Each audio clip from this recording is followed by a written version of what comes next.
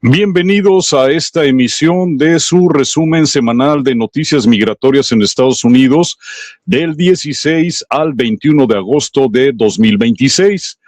Desde Argentina, Buenos Aires, Claudia Castro y su servidor, Jorge Luna, desde los Estados Unidos. Un informe de Ohio Immigrant Alliance documenta 152 casos de empleados y contratistas del Departamento de Seguridad Nacional, DHS, según sus siglas en inglés, relacionados con la aplicación de las leyes de inmigración, y advierte sobre un patrón de abuso sexual, violencia y abuso de autoridad dentro de ICE y la patrulla fronteriza. De acuerdo con el análisis, 131 de los 152 individuos, el 86.2% fueron acusados o condenados por delitos sexuales. Más de la mitad de los casos, 85, involucraron acusaciones o condenas por delitos dirigidos contra menores. En 78 casos, equivalentes a 51.3% del total, se trató específicamente de delitos sexuales contra menores. El informe sostiene que alrededor del 90% de los delitos documentados corresponden a distintas formas de violencia de género y sexual, entre ellas abuso sexual infantil y violencia doméstica. La mayoría de los casos corresponde a la Oficina de Aduanas y Protección Fronteriza, su sigla en inglés CBP. 121 de los 152, es decir, 79.6%. El documento señala que ambas agencias presentan tasas elevadas de delitos sexuales, pero los casos de CBP tienen una mayor proporción de víctimas menores. El reporte también menciona casos de depredación sexual. John Daly III, conocido como el violador del Valle Este, cometió agresiones sexuales antes y durante su tiempo en la patrulla fronteriza. Otro caso es el de Ramón Márquez, agente de CBP en Arizona. Utilizó su posición dentro de un programa para jóvenes para abusar sexualmente de participantes menores, según el informe. Uno de los principales señalamientos apunta a las fallas en la verificación de antecedentes, la capacitación y la supervisión de los agentes. El documento afirma que algunos individuos tenían antecedentes de comportamiento criminal o peligroso antes de ser contratados por DHS. El reporte señala además que 36 de los 152 casos corresponden a 2025 y 2026. En 2025 se registraron 14 y en 2026 ya sumaban 22 al momento de la actualización. Seguridad Nacional espió a grupos y protestas anti-ICE. 30 informes revelan una operación secreta. 30 informes internos del gobierno de Estados Unidos revelan el alcance de una investigación del Departamento de Seguridad Nacional, DHS por sus siglas en inglés, contra organizaciones progresistas y manifestantes anti-ICE en Minnesota y Nueva York. Los documentos revisados por el periódico The New York Times forman parte del expediente de una causa penal contra 15 manifestantes de Minneapolis acusados por el Departamento de Justicia de conspirar para obstaculizar operaciones migratorias. Los registros describen una investigación que comenzó en enero bajo el nombre de Operación Titiritero y que buscaba identificar una supuesta red organizada contra ICE. La investigación incluyó a agentes encubiertos en reuniones comunitarias, infiltración de chat de redes sociales y solicitudes de información financiera de sindicatos y organizaciones sin fines de lucro.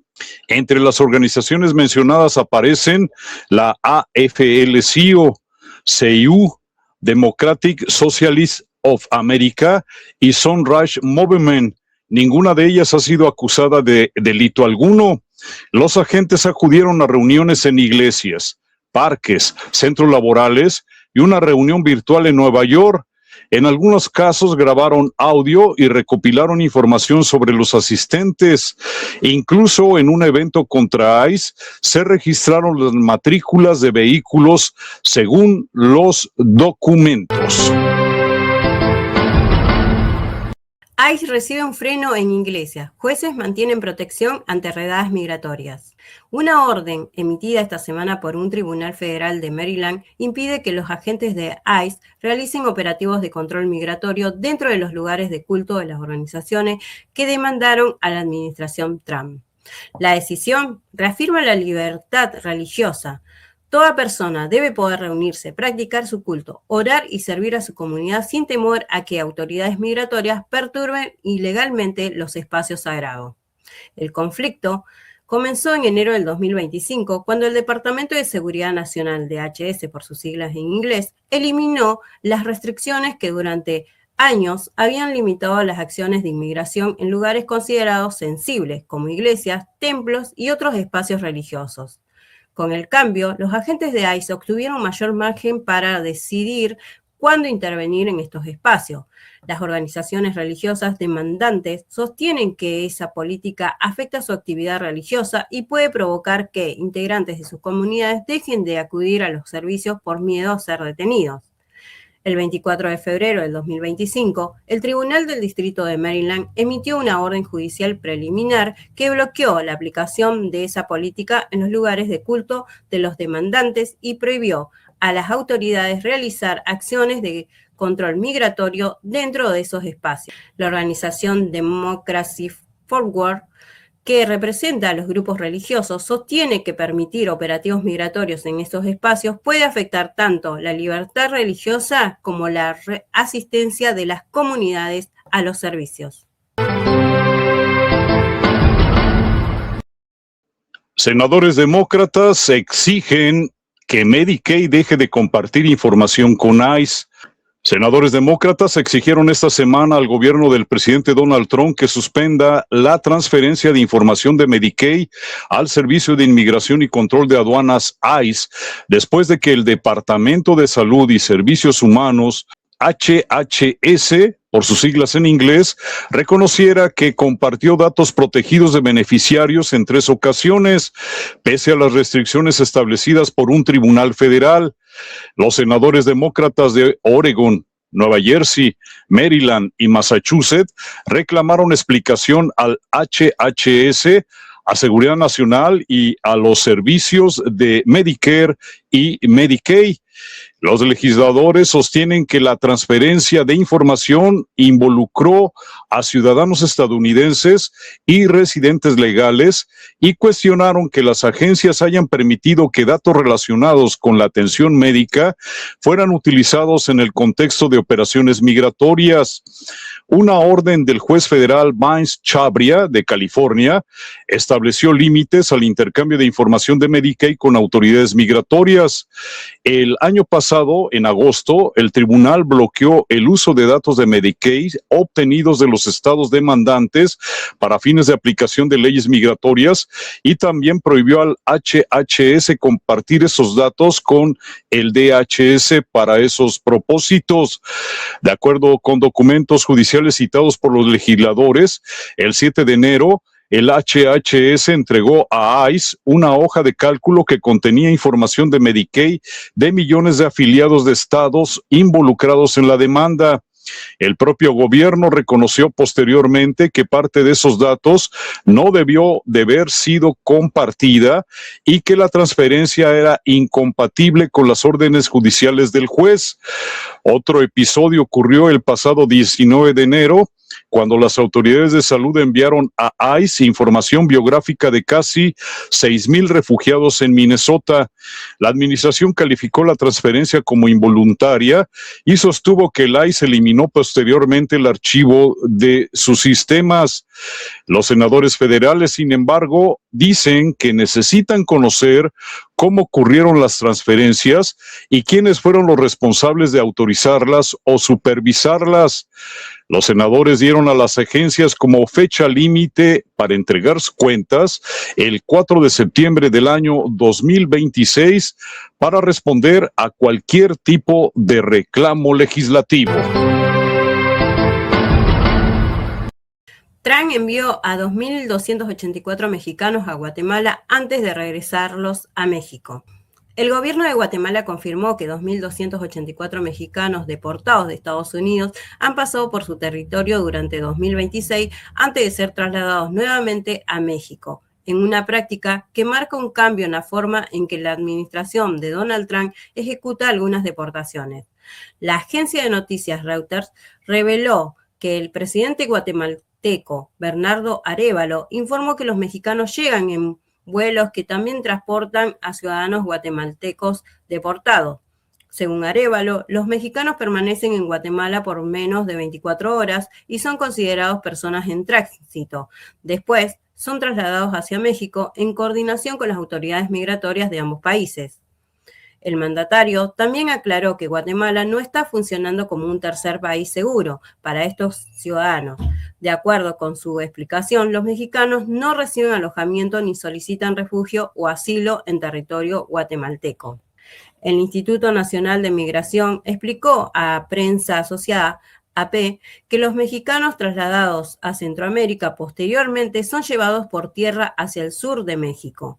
El caso no se limita a Guatemala. AP reportó que documentos oficiales hondureños muestran que 82 mexicanos deportados llegaron a San Pedro Sula en 2 vuelos realizados el 13 y 15 de agosto. Además, otros 165 mexicanos habrían llegado a Honduras entre mayo y mediados de julio, según registros citados por organizaciones que monitorean deportaciones. Más de 270 líderes religiosos piden extender el TPS para 170,000 salvadoreños. Más de 270 líderes religiosos y organizaciones solicitaron al Departamento de Seguridad Nacional, DHS, que prorrogue el estatus de protección temporal, TPS, para El Salvador, cuya vigencia actual está prevista hasta el 9 de septiembre de 2026. La petición, difundida por organizaciones defensoras de los derechos de inmigrantes, reúne a cerca de 100 grupos de alcance nacional, estatal y local, además de 177 representaciones religiosas. El llamado ocurre en un momento de incertidumbre para aproximadamente 170,000 salvadoreños que cuentan con esta protección en Estados Unidos. La designación del TPS para El Salvador fue extendida por 18 meses durante la administración de Joe Biden y, de acuerdo con el registro federal, tiene como fecha de término el 9 de septiembre del 2026. En el comunicado retomado para esta información, Alianza América señaló que muchos beneficiarios llevan más de 2 décadas viviendo en Estados Unidos, donde han formado familias, trabajado y establecido negocios. La organización sostiene que para poner fin al programa podría dejar a miles de personas expuestas a procesos migratorios y alterar la estabilidad de familias que llevan años en los Estados Unidos. La preocupación no es nueva. En julio, 80 integrantes del Congreso también solicitaron al DHS extender el TPS de El Salvador y advirtieron sobre las consecuencias que tendría su cancelación para las familias y comunidad salvadoreña. La incertidumbre también alcanza a los permisos laborales. El UCIS anunció el 13 de agosto una extensión hasta el 9 de septiembre para determinados permisos de trabajo de beneficiarios salvadoreños que continúan siendo elegibles y tiene pendiente la renovación de su autorización laboral. La medida, sin embargo, no representa una nueva extensión del TPS. Este fue el resumen semanal de noticias migratorias en Estados Unidos del 16 al 21 de agosto del 2026.